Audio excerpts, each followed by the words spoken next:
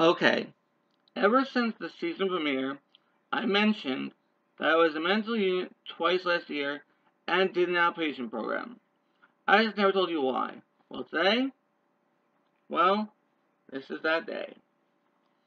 It all started in January 2014. I had gone to visit my dad in Texas. I see him at most twice a year. The problem was, I willingly went off my medications. As you all know, I'm living with bipolar disorder, but I have several other mental illnesses as well, including dissociative identity disorder, seizure disorder, and obsessive compulsive disorder. Not taking my medications, boom! Instant disaster. So yeah, one thing led to another, and I'm leaving a Texas prison ward. I was off my meds there, so I really and thankfully don't remember any of it. But my flight back to New York happened faster than it was supposed to. I remember very little of the trip. I do know I got in a massive physical fight with my dad. Now, many years back, I had a fight with my dad that led to almost 2 years of no contact, and both of us eventually realized we were both miserable during that period, and both regret it, so we didn't let that ruin our relationship again, and we don't speak of the visit, which is for the best. Okay, some of you may know that I am an English major with a concentration in journalism. This is why, of course, look at my handsome face.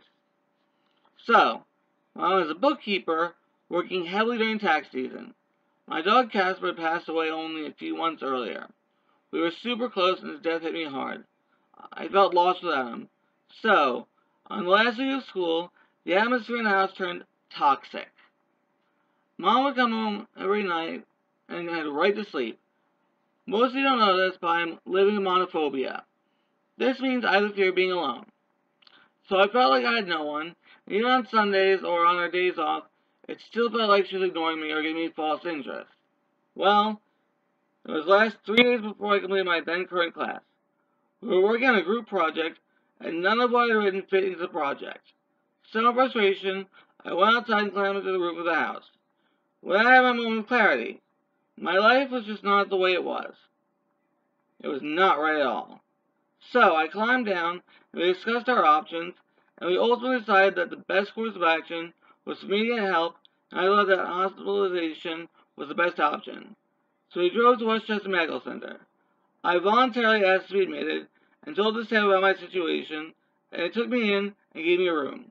Because of the conflict with my mom, I specifically did not have any contact with me for the first week because I felt that she was the problem. I really am not supposed to discuss the other patients, so I won't. We did have groups that were very informative and made me feel very comfortable. After I allowed my mom visitation, things worked out. I was in the hospital for 17 days. After my discharge, I was put in an outpatient program. It's one of those things where when you start, you don't want to be there. When you finish, you don't want to leave. When the situation started to having another crisis coming, I again asked to be admitted to Westchester Medical Center, where I essentially told them that I was to stay as long as I felt I was needed, and the doctors said that was fine.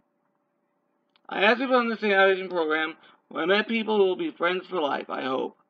Right now, I'm going to tell you, don't be afraid to ask for help when you need it. I talked about DBT last episode, so if you wish to check it out, feel free to go back to Season 2, Episode 20, Clip 5. I'm totally serious. I don't want anyone to get such a low in their life, like I did, and end their lives. It's not worth it. Yes, you may be embarrassed, not wanting to go to the insane asylum and thinking it's a sign of weakness. Well, let me tell you, it's really strength. On a side note, being an outpatient program created bipolar opposites, so if that seems strong to you, follow my footsteps.